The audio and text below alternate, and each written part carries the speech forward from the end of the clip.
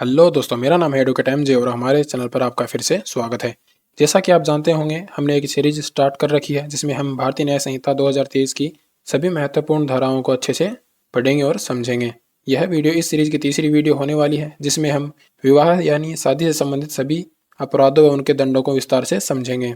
इससे पहले इस सीरीज की 2 वीडियो हम डाल चुके हैं, जिसमें पहली वीडियो के अंदर हम बलात्कार से संबंधित सभी अपराधों को व उनके दंडों को अच्छे से समझ चुके हैं और दूसरी वीडियो के अंदर हम महिलाओं पर जोर जबरदस्ती व हमले से संबंधित सभी अपराधों को समझ चुके हैं। और इस वीडियो के अंदर हम विवाह से संबंधित सभी अपराधों को समझेंगे, जिसमें भारतीय न्याय संहिता 2023 की धारा 80 से 87 तक को हम पढ़ेंगे। भारतीय न्याय संहिता 2023 की धाराएं पुरानी आईपीसी की किन धाराओं के समान है, यह भी इस वीडियो में बताया गया है। यह सीरीज सभी के लिए महत्वपूर्ण होने वाली है, चाहे आप लॉ स्टूडेंट हो या फिर एक एडवोकेट हो या फिर एक ऐसे व्यक्ति हो जिसे इन मामलों की जानकारी नहीं है। तो बिना किसी देरी के हम शुरू करते हैं।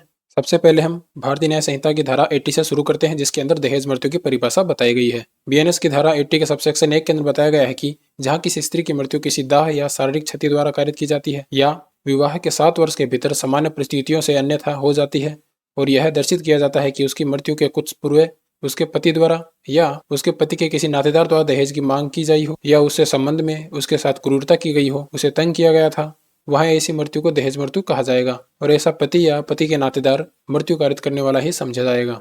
इसे हम साधारण भाषा में समझ लेते हैं कि इसका मतलब क्या है। जहां किसी स्त्री की मृत्यु किसी दाह या शारीरिक क्षति द्वारा कारित की जाती है, यानी कोई महिला दाह कर लेती है या फिर शारीरिक क्षति के द्वारा उसकी मृत्यु होती है, उस परिस्थिति में वह दहेज मृत्यु के अंदर आ सकता है। या फिर विवाह से 7 वर्ष होने से पूर्व उसकी मृत्यु हो जाती है जिसका कारण सामान्य नहीं है और यह दर्शित किया जाता है कि उसकी मृत्यु से पूर्व पति या पति के रिश्तेदार द्वारा उसे तंग किया गया हो या फिर दहेज की मांग की गई हो, तो इस स्थिति में वह दहेज मृत्यु समझी जाएगी। साफ शब्दों में कहें तो मृत्यु से कुछ समय पहले उसके साथ दहेज या फिर अन्य कोई क्रूरता की जाती है, उसकी मृत्यु कारित हो जाती है, तो इस कंडीशन में उसे दहेज मृत्यु कहा जाएगा। इसके पश्चात अब हम जान लेते हैं कि दहेज मृत्यु के लिए क्या दंड दिया जाएगा। भारतीय न्याय संहिता की धारा 80 के सबसेक्शन 2 के अंदर दहेज मृत्यु के लिए दंड का प्रावधान किया गया है। दहेज मृत्यु करने वाले पति या फिर पति के नातेदार को कम से कम 7 वर्ष के लिए कारावास, जो आजीवन कारावास तक का हो सकेगा, उससे दंडित किया जाएगा। और यह एक संज्ञेय अपराध है और अजमानती अपराध है जो केवल सेशन न्यायालय द्वारा ही विचारणीय किया जा सकता है। अगर आप संज्ञेय या फिर असंज्ञेय अपराध, जमानती या अजमानती अपराध या फिर पावर ऑफ कोर्ट के बारे में यानी न्यायालय की शक्ति के बारे में जानना चाहते हो तो हमारी वीडियो है जो आपको मिल जाएंगे, जिसका लिंक आपको डिस्क्रिप्शन में मिल जाएगा, जैसे आप देख सकते हैं। बीएनएस की धारा 80 आईपीसी की धारा 304 के ख के समान है। इसके पश्चात अब हम आगे बढ़ते हैं और देखते हैं कि बीएनएस की धारा 82 के अंदर क्या बताया गया है। पति या पत्नी के जीवन काल में पुनः विवाह करना, यानी पति या फिर पत्नी की जीवित होते हुए दूसरा विवाह करना, इसके अंदर बताया गया है। बीएनएस की धारा 82 के सबसेक्शन 1 के अंदर क्या बताया गया है। जो कोई पति या पत्नी की जीवित रहते कुछ ऐसी दशा में विवाह करता है जिसमें ऐसा विवाह इस कारण शून्य है कि वह ऐसे पति या पत्नी के जीवन काल में हो। पति या पत्नी के जीवित रहते हुए दूसरा विवाह करना अपराध है जिसके लिए उस व्यक्ति को या फिर उस महिला को 7 वर्ष तक के कारावास से दंडित किया जा सकता है और जुर्माने से भी दंडित किया जा सकता है।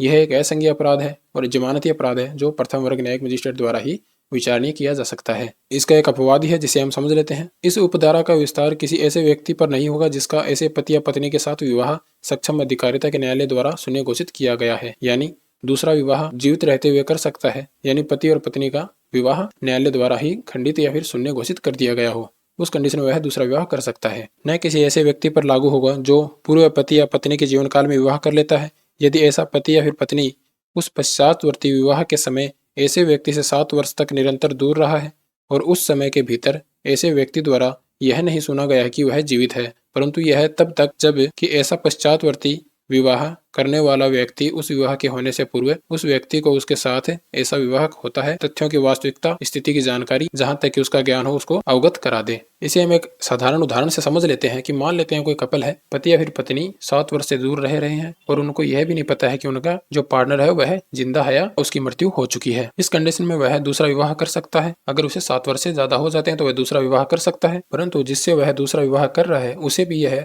संपूर्ण जानकारी जाननी होगी, तभी वह दूसरा विवाह कर सकता है। इसके पश्चात भारतीय न्याय संहिता की धारा 82 के सबसेक्शन 2 को पढ़ लेते हैं। जो कोई अपने पूर्व विवाह के तथ्य को उस व्यक्ति से छुपाकर उसने पश्चातवर्ती विवाह करता है तो वह उपधारा 1 के अधीन अपराध करता है। यानी पहले विवाह को छुपाकर दूसरा विवाह करता है तो वह 10 वर्ष तक के कारावास से दंडित किया जा सकेगा और जुर्माने से भी दंडित किया जा सकेगा। यह एक असंज्ञेय अपराध है और जमानती अपराध है जो प्रथम वर्ग न्यायिक मजिस्ट्रेट द्वारा ही विचारणीय किया जा सकता है। यह धारा आईपीसी की धारा 494 के स्वरूप है। इसके पश्चात हम आगे बढ़ते हैं और देखते हैं कि भारतीय न्याय संहिता की धारा 84 क्या कहती है। भारतीय न्याय संहिता की धारा 84 कहती है कि विवाहित महिला को आपराधिक आशय से फुसलाकर ले जाना या निरुद्ध करना, जो कोई किसी महिला को जो किसी अन्य पुरुष की पत्नी है और जिसका अन्य पुरुष की पत्नी होना वह जानता है या विश्वास करने का कारण रखता है, इस आशय से ले जाता है या फुसलाकर ले जाता है कि वह किसी व्यक्ति के साथ अनुचित संभोग करे, या इस आशय से ऐसी महिला को छिपाता है और निरुद्ध करता है। यानी किसी विवाहित महिला को बहलाकर फुसलाकर ले जाना,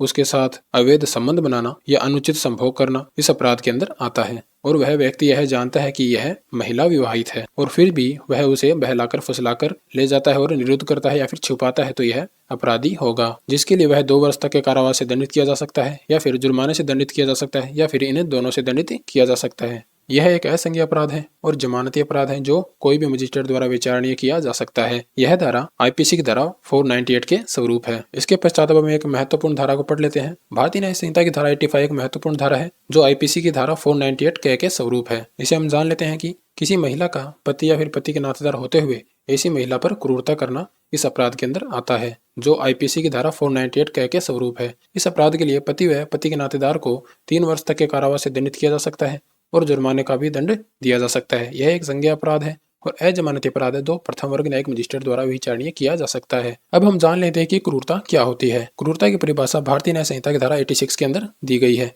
जिसे हम समझ लेते हैं। जानबूझकर किया गया कोई आचरण जो ऐसी प्रकृति का है जिससे महिला को आत्महत्या करने के लिए प्रेरित करने की या उस महिला के जीवन, अंग या स्वास्थ्य को, चाहे वह मानसिक हो या फिर शारीरिक, गंभीर क्षति या खतरा कारित करने के संभावना है, या फिर किसी महिला को तंग करना जहां उसे उसके संबंधित किसी व्यक्ति को किसी संपत्ति या फिर मूल्यवान प्रतिभूति के लिए किसी विधि विरुद्ध मांग की पूरी करने के लिए परिपीड़ित करने की दृष्टि से या उसके द्वारा या उसके संबंधित किसी व्यक्ति द्वारा ऐसी मांग पूरी करने में असफल रहने के कारण इस प्रकार तंग किया जा रहा है। इसे हम सिंपल शब्दों में समझ लेते हैं कि अगर किसी महिला को उसके पति या फिर पति के नातेदार द्वारा तंग परेशान किया जा रहा है या फिर उसके ऊपर मानसिक या फिर शारीरिक दबाव दिया जा रहा है, उसे क्षति की जा रही है, उसे परेशान या फिर तंग परेशान किया जा रहा है, उसे आत्महत्या के लिए प्रेरित किया जा रहा है, तो इस कंडीशन में यह क्रूरता के अंदर आता है। या फिर उस महिला के रिश्तेदारों पर दहेज की मांग के लिए दबाव दिया जा रहा है और उसे परेशान किया जा रहा है, या फिर दहेज न दिए जाने के कारण उसके ऊपर अत्याचार या फिर क्रूरता की जा रही है, तो यह अपराध क्रूरता के अंदर आता है। उक्त दोनों पॉइंट क्रूरता की परिभाषा के अंदर आते हैं, जिसके लिए उस व्यक्ति व उनके रिश्तेदारों को 3 वर्ष तक के कारावास से दंडित किया जा सकता है। इसके पश्चात हम आगे बढ़ते हैं। भारतीय न्याय संहिता की धारा 87 क्या कहती है, यह हम जान लेते हैं।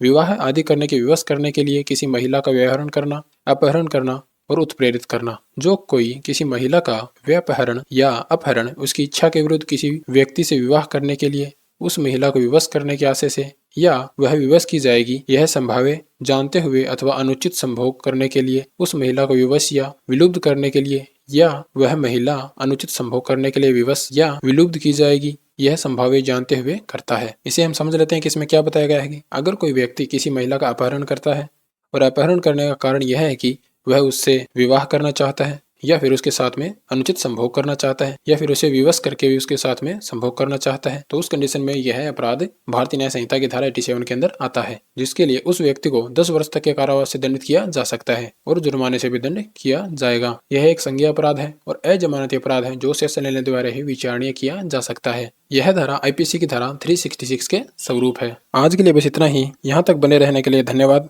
आशा करता हूँ आपको अच्छे से समझ में आया होगा। ऐसी ही लॉ से रिलेटेड वीडियो देखते रहने के लिए हमें लाइक एंड सब्सक्राइब कर लें। अगर आप इस सीरीज की 2 वीडियो को और देखना चाहते हैं तो उसका लिंक डिस्क्रिप्शन में मिल जाएगा या फिर आप चैनल पर प्लेलिस्ट के अंदर भी देख सकते हैं। इसके बावजूद अगर आपका कोई डाउट रह गया हो तो कमेंट बॉक्स में जरूर बताइएगा, जिसका जवाब मैं जरूर दूंगा, और कमेंट बॉक्स में अपना एक्सपीरियंस भी शेयर कीजिएगा। धन्यवाद।